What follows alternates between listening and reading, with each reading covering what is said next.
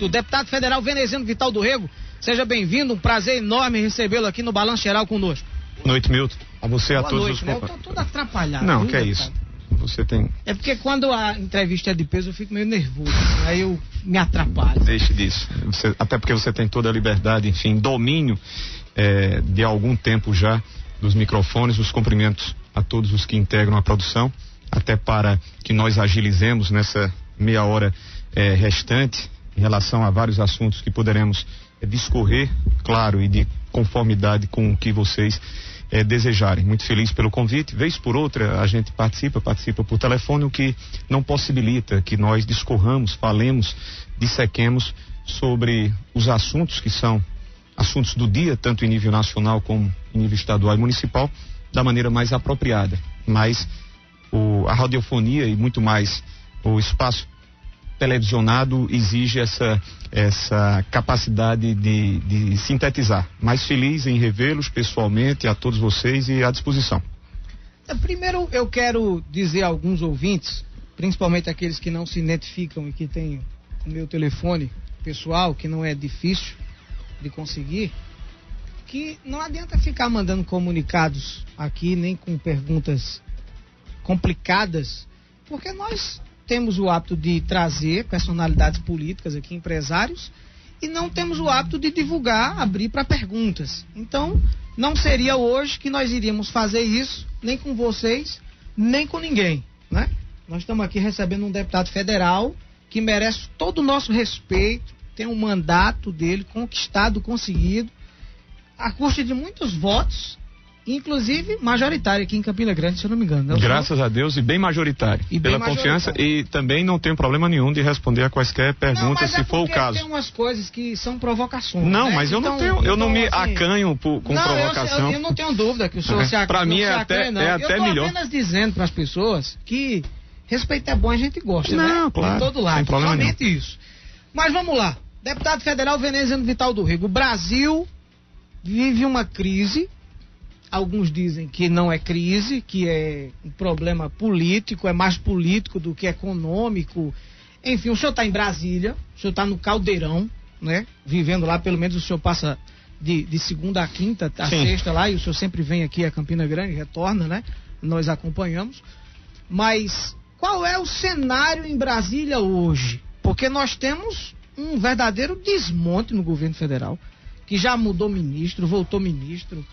Essa semana nós tivemos, semana passada, um fato, eu acho que talvez até inédito aqui para nós, nos dias atuais, que foi a saída de um ministro para votar um líder e depois assumir de novo dentro de instantes. 24 né? horas.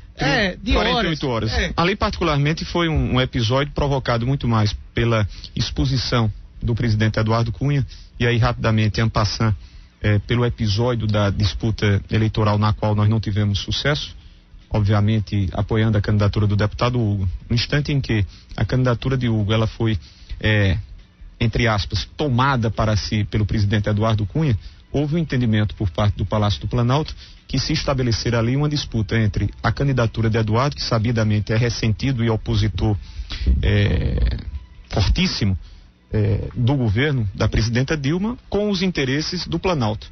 E nesse instante houve a autorização pelo pedido feito pelo próprio deputado Marcelo Castro para que ele fosse liberado e participasse da votação. Nada sugerível, mas diante daquilo que foi provocado, ao meu ver, equivocadamente pelo próprio presidente Eduardo Cunha, que impôs prejuízos nessa disputa. E facilmente você identificava alguns dos nossos companheiros que não se dispunham a votar em Hugo. Em relação ao cenário, é um cenário de instabilidades, não apenas nesse 2016. O 2016 é uma consequência daquilo que nós temos assistido no ano de 2015. Estabilidade econômica, estabilidade política, a política provocada pela econômica e hoje a política incidindo muito mais fortemente na economia. Pelo grau de descredibilização, pelo grau de dúvidas que existe. Existe no instante em que essa semana, lamentavelmente, mais uma agência internacional rebaixa a nota do Brasil, e isso muitos de nós não temos a compreensão, mas não necessariamente precisaríamos ter para que reconhecêssemos que isso implica num afastamento de investidores internacionais, de investidores nativos, dúvidas de um mercado.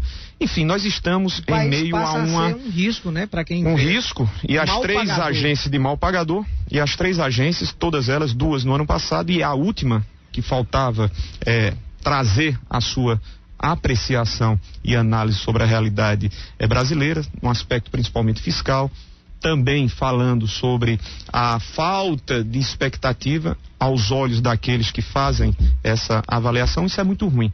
Eu dizia ao término de 2015, nas despedidas nossas, até para fazer um balanço sobre aquilo que produzíamos durante 2015 à frente do mandato, e graças a Deus estivemos entre um dos 10 parlamentares que mais apresentou propostas legislativas, e não apenas aquilo que principalmente é a nossa tarefa de fazê-lo, mas também viabilizando liberações de recursos, entre os quais aproximadamente 3 milhões para Campina Grande, como é meu dever.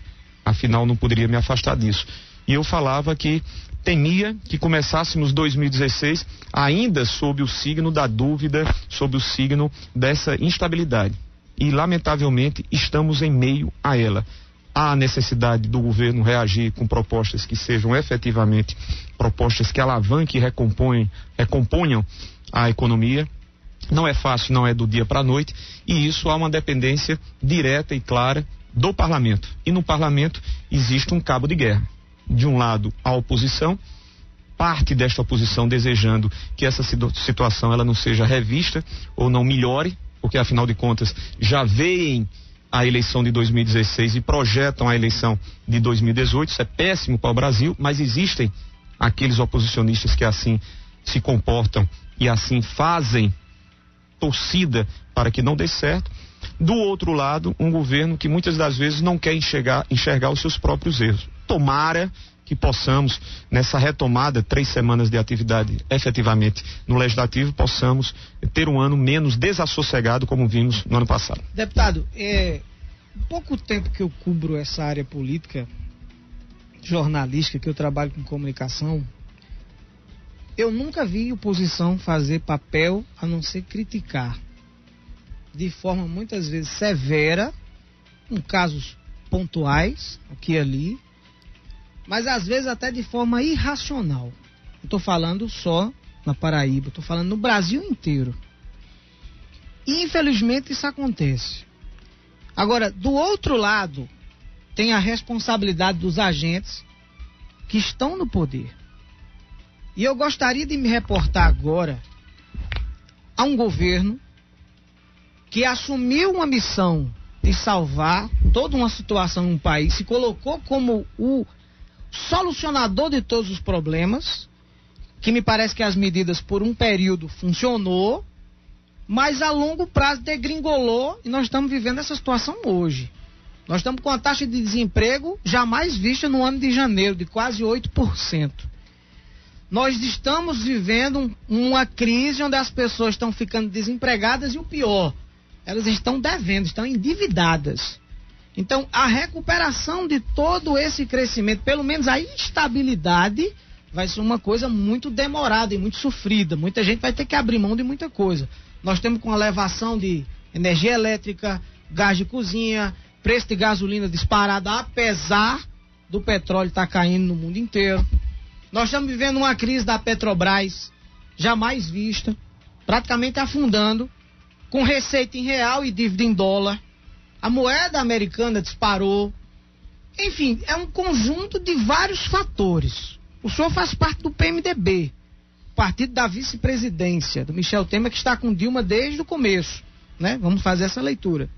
Qual é a responsabilidade do PMDB nesse processo e nessa crise, seja política ou econômica, uma vez que o PMDB tem o presidente da Câmara envolvido com escândalos, dinheiro no exterior, que o presidente nega, e nós temos um presidente do Senado, como Renan Calheiros, que em outras oportunidades já teve que abandonar a casa, renunciar à presidência, enrolado em mais falcatrua, em mais esquema, e que ele vem à tona, claro, foi eleito, foi pelo voto, isso aí não se discute, mas qual é a leitura que um PMDBista como o senhor faz de estar vivendo essa realidade no PMDB nacional? Com as mesmas preocupações que tu tens, que todo e qualquer cidadão tem, com a responsabilidade de fazer o que o PMDB tem feito, como ontem, rapidamente em 10 minutos, e não seriam 10 minutos suficientes para que nós expuséssemos algumas ideias que o PMDB defende em debates que permanentemente nós estamos propiciando em nível nacional. Essa realidade da economia, essa realidade que terminou por levar àquilo que nós chamamos o degringolamento da economia, com repercussões tremendas na política, e em meio a isso, uma apuração que se evidenciou uma das mais graves na história do país, que foi relacionado à Petrobras. Tudo isso permitiu, ou tudo isso constituiu esse quadro extremamente deletério, esse quadro destrutivo. Alguns companheiros do PT, que me permitem uma conversa muito franca, o Partido dos Trabalhadores tem bons quadros, qualificados quadros, e eu dizia a eles, o intrigante é que vocês correm o risco de terem, ao tempo de chegando ao poder em 2002, propiciado mudanças efetivas. Não há ninguém em sã consciência de negar uma realidade, exemplifiquemos, vivenciada no Nordeste. Nós sabemos que nesses 12, 13 anos houve uma mudança radical, onde milhões e milhões de desassistidos, onde milhões e milhões de afastados, impedidos de quaisquer bens de consumo, passaram a tê-lo. Todo um legado de melhorias, de participação, de evidenciadas constatações para o país, para os estados, pode ser levado ao esquecimento em face desses últimos 2 anos. Vamos assim constatar o segundo semestre de 2014, passando por 2015 e chegando ao primeiro semestre de 2016. O que nos cabe, a responsabilidade de ter estado em 2006 com o presidente Lula, de ter votado na condição de integrantes da chapa em 2010 e em 2014, mas também cientes, e aqui ninguém está desconhecendo-a essa responsabilidade, mas algumas e muitas das decisões que terminaram por implicar em lamentáveis direcionamentos não tiveram a participação do PMDB. Quando se fala para tentar atingir a marca do PMDB, que é muito forte, e ninguém tenta atingir senão aqueles que de fato são fortes, quando se tenta marcar o PMDB como partido fisiologista, como partido que tem a participação de 6 ministérios, não se fala quais são esses ministérios. Se esses ministérios eles são propiciadores de oportunidade para você sugerir, para você decidir, ou pelo menos opinar. Não. Nós estivemos fora dessas decisões, principalmente do núcleo Ministério da Fazenda, Ministério do Planejamento, secretarias mais importantes, Gabinete Civil, e isso é fato. O senhor está querendo dizer que o PMDB não tem responsabilidade nenhuma? Eu estou dizendo que o PMDB, para decisões que foram fundamentalmente decisões lamentáveis para a macro e microeconomia, vou citar um caso. Entre os anos de 2013 e 2014, por força do investimento, da política de acesso mais facilitado ao consumo, o que se fez? Você desonerou de maneira, diríamos nós, extravagante e por um quase tempo indeterminado, gerando um déficit fiscal visível. O débito fiscal que nós tivemos em 2015, quando você observa, estuda e se detalha sobre os números, você vai verificar o erro que cometeu o governo federal ao estender por tempo indeterminado essas desonerações. Foi um equívoco e não foi tomado por sugestão do PMDB. O PMDB tem a responsabilidade no instante em que participa do governo e nós não estamos desconhecendo-a. E o PMDB tem permanentemente chamado a atenção para o desejo de participar. Não foi senão por esta efetiva razão que o presidente Michel Temer, no ano passado, e foi mal entendido, mal interpretado, dizia... Fala desonerações como, por exemplo, o IPI, dos automóveis, exato, branca, de todos, você poderia fazê-lo, mas fazê-lo de uma forma... atrapalhando, isso é pedagógico. Você poderia fazê-lo até para estimular o consumo, mas fazê-lo com um determinado período de existência, ou seja, de validade. E isso não ocorreu. Então, quando o presidente Temer falava em carta, que foi vazada pelo próprio Planalto, de que a presidenta Dilma não o chamara para participação nenhuma nas decisões, isso é fato. Aquela carta não foi muito infantil, não? Não diria infantil. Ela terminou por se tornar então, algo inconveniente ao presidente. Não é a prova do fisiologismo, não? Ele não há fisiologismo da parte do presidente. O presidente expôs algo na expectativa de que aquilo que falou com a presidenta, que poderia ter falado pessoalmente, não fosse levado a público, até porque é algo muito próprio. Ela chegou a dizer, olha, a senhora nunca me chamou para decisões mais importantes. Mas enfim, cabe ao PMDB aquilo que nós estamos fazendo. Debate permanente através da Fundação Ulisses Guimarães. Apresentamos há cerca de 6 meses sugestões na Ponte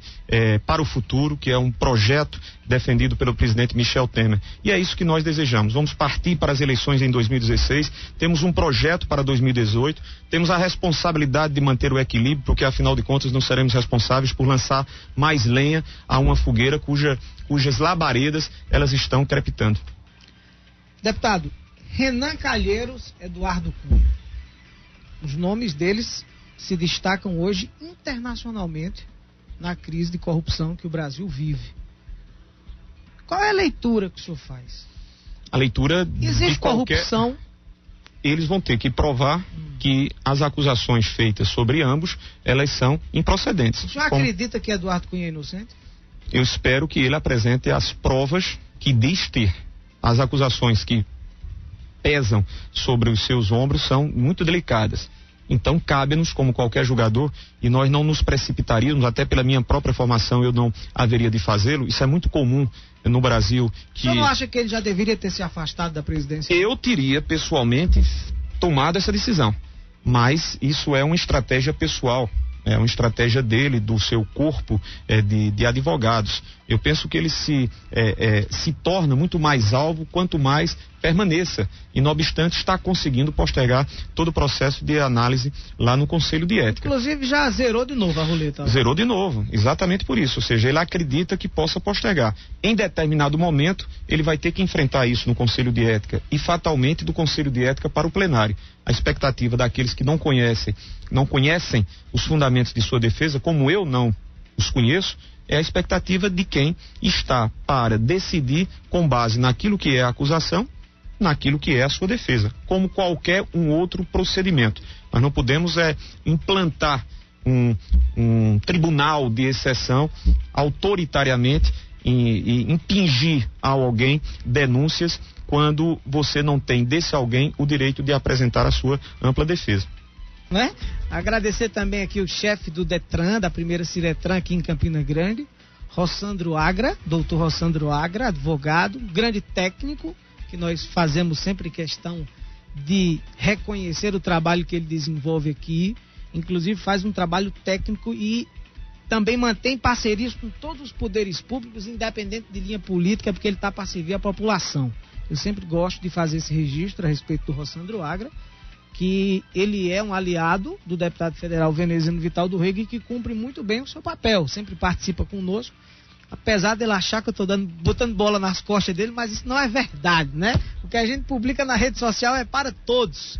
6h48, deputado veneziano Vital do Rego, como é que o senhor acompanha essas denúncias todas de corrupção envolvendo a Petrobras, a Operação Lava Jato, a Operação Zelotes e prisão e condenação dos maiores empreiteiros do Brasil, Caixa 2, Caixa 3, inclusive essa semana nós tivemos em São Paulo o Ministério Público Federal que conseguiu mais de 1,5 milhão de assinaturas para transformar exatamente a criação de um projeto de lei, transformar a corrupção em crime hediondo, né? E esse já está sendo enviado para o Senado e tem um prazo aí, acredito que mínimo, pelo menos de 1 ano para apreciação da matéria e quem sabe a aprovação. Como é que o senhor vê esse quadro de corrupção no Brasil? Como todo e qualquer cidadão que deve se indignar em relação a todos esses episódios que estão em larga escala acontecendo e mais do que isso, uma investigação efetivamente séria e necessária, ou seja, nós nos indignamos. Existe uma necessária afirmação que deve ser feita. A corrupção ela não é de hoje, lastimavelmente. O que mudou muito pelos episódios acontecidos no pretérito, é que hoje você tem uma participação das instituições que antes eram muito mais fragilizadas. Basta que nós observemos o que era o Ministério Público, ou como atuava o Ministério Público antes da Constituição de 88 e o que passou a ser o Ministério Público depois da Carta Magna promulgada no final dos anos 90. Participação da Polícia Federal com a sua autonomia para fazê-lo, fosse com integrantes do governo ou não, enfim, isso anteriormente, há 10, 15, 20 anos, não acontecia. Ademais, o nível de comunicação, eu não diria o nível, as alternativas e os meios de comunicação que foram criados, que se aperfeiçoaram, permitiram que nós, cidadãos comuns, que muitas das vezes não tinham acesso em larga escala desses acontecimentos, passássemos a tê-lo. O fato é que eles devem ser apurados, o fato é que aqueles que efetivamente sejam identificados como culpados sejam condenados, sem, repito, que estabeleçamos aqui um tribunal de exceção. Ou seja, nós não podemos estabelecer um paredão para o qual sejam levados indistintamente, sem os cuidados necessários de uma instrução, sem os cuidados necessários da ampla defesa num processo que é o processo de ampla defesa do direito que todo cidadão tem. Mas, ademais, é óbvio que todo e qualquer cidadão brasileiro se vê em meio a esse quadro de tantos fatos, né, aludidos de corrupção, com a indignação natural. Historicamente, deputado, inclusive é uma oportunidade para que nós possamos passar o país a limpo. Agora só não podemos passar o país a limpo nas mãos daqueles que se apresentam como salvadores da pátria. Muitas das vezes, em momentos de maior crise, em momentos de maior instabilidade, isso aconteceu sem adentrar ao nome, sem adentrar a pessoa, enfim, do presidente Fernando Collor. Em 1992, se criou em torno da figura do presidente Fernando Collor a figura do Salvador, ou seja, seria o homem que tornaria, por meio de milagres, uma mudança radical. Deu no que deu. Então, muitas das vezes nós temos que ter cuidado com aqueles que facilmente se aproveitam e se apoderam de um momento de desconfiança, do momento de desesperança, do momento de descredibilidade da classe política, o que é incorreto quando você faz a generalização, porque existem muitos agentes políticos bons, competentes e honestos.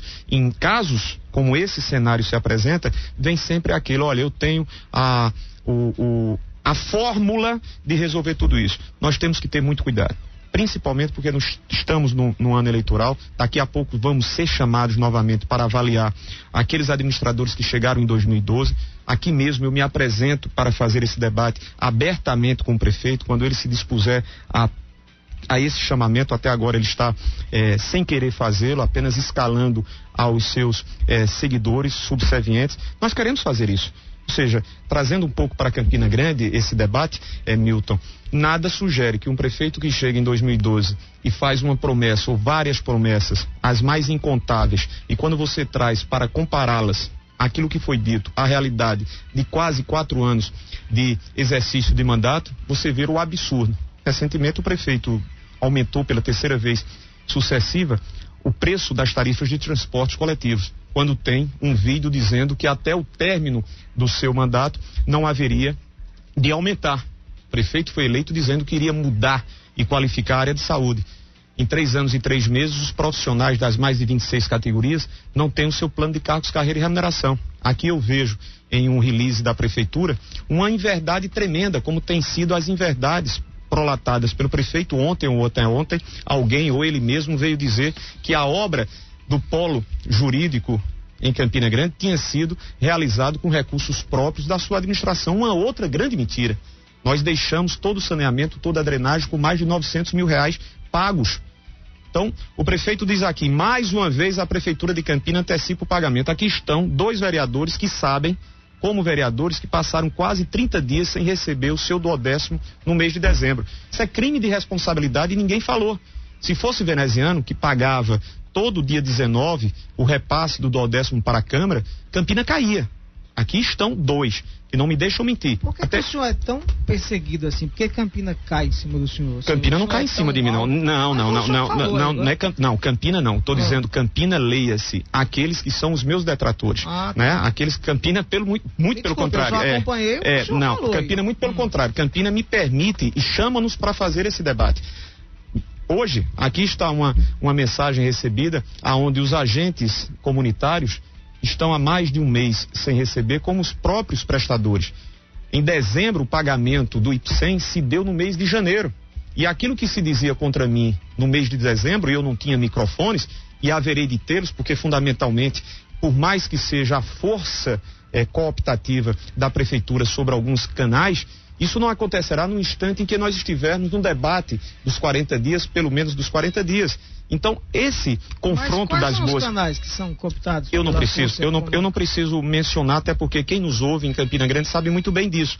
Eu não preciso fazer essas menções. Eu apenas posso te dizer que muitas situações... Não, eu sou muito ético, não preciso fazê-lo. Eu estou apenas dizendo que são situações que a gente tem no ano eleitoral que ter muito cuidado. Trazendo à sua pergunta, em momentos de instabilidade, em momentos de crise institucionais, sempre aparecem os salvadores da pátria.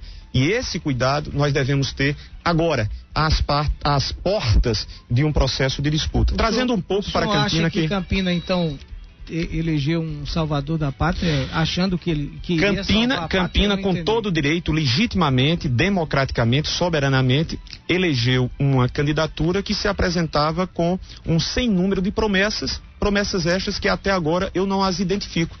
Se eu estiver enganado, que o prefeito aceite o nosso debate aqui. Em relação aos servidores, quem deixa de convocar os servidores da educação aprovados em concurso, quem retira horas-aula, mais uma vez a Secretaria da Educação, através de seus servidores, estão em greve. Quem descumpre o plano de cargos, carreira e remuneração, quem deixa as unidades básicas de saúde da família, impondo aos profissionais que comprem com seu próprio dinheiro a água, o detergente.